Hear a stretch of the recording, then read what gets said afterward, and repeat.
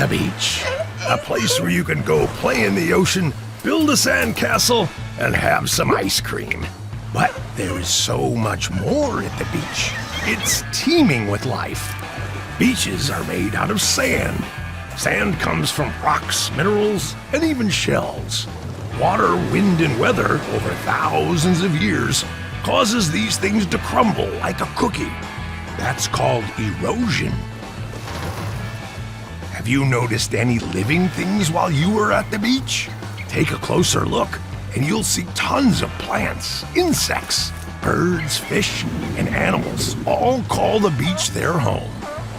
But things like trash, pollution, and overfishing are bad news for marine life. That's why they need our protection.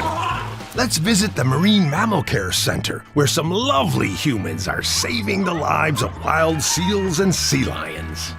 The Marine Mammal Care Center is a hospital for sick and injured seals and sea lions that strand on the coast of Los Angeles County. We have thousands upon thousands of sea lions and harbor seals that live right off of our coast. And they'll haul out on the shore if they're not feeling well or if they just need to rest. The seals and sea lions that we see here at the Marine Mammal Care Center come to us for a variety of different reasons.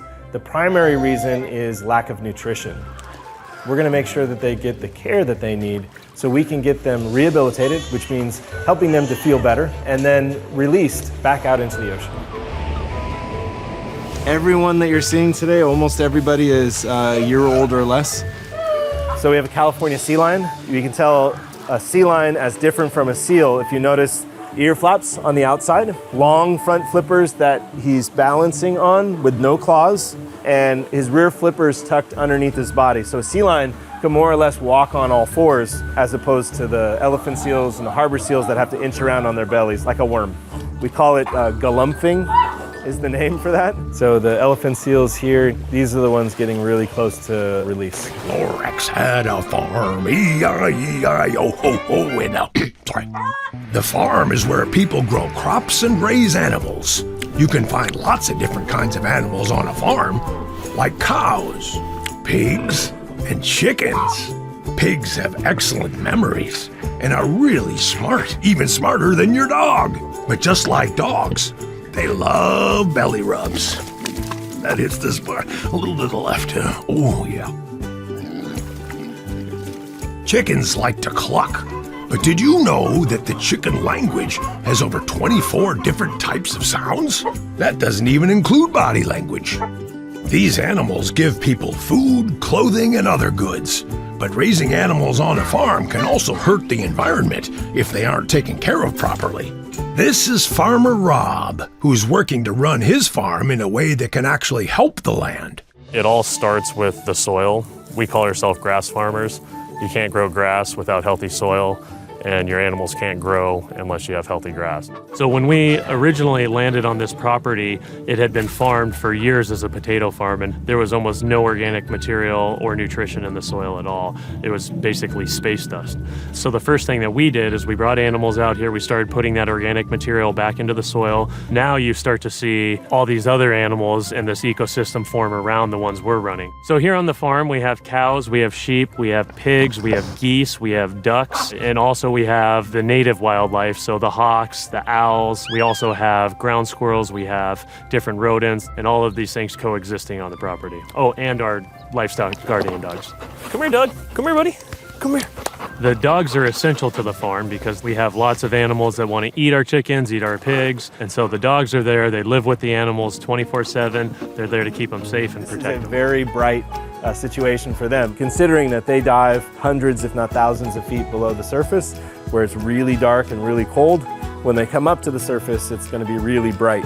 Those whiskers allow them to sense the ripples made by a fish or a squid that's swimming through the water, so they can use those to be able to hunt down their food, even if it's pitch black.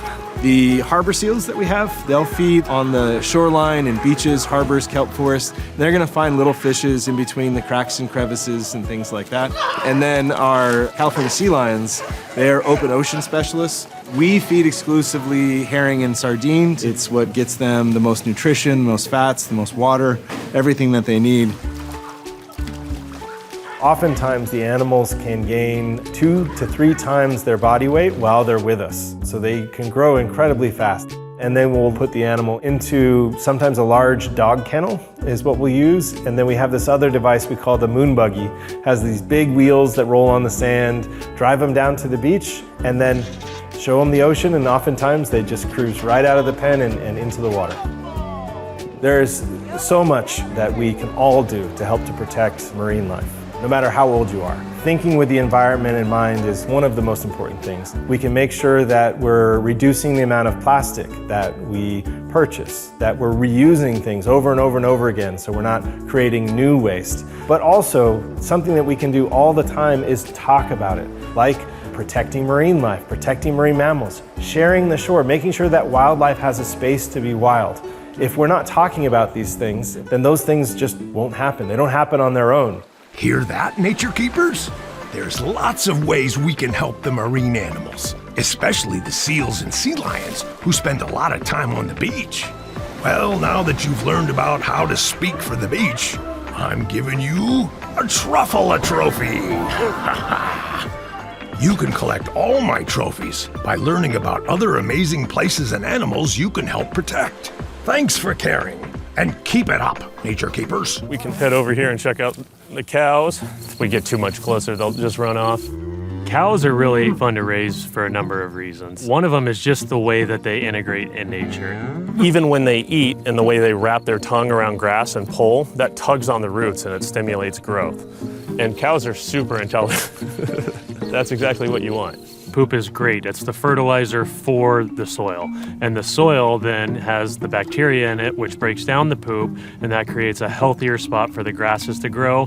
The grasses keep nutrients in the soil, and they keep the water from running off, and it makes a much healthier environment for the animals.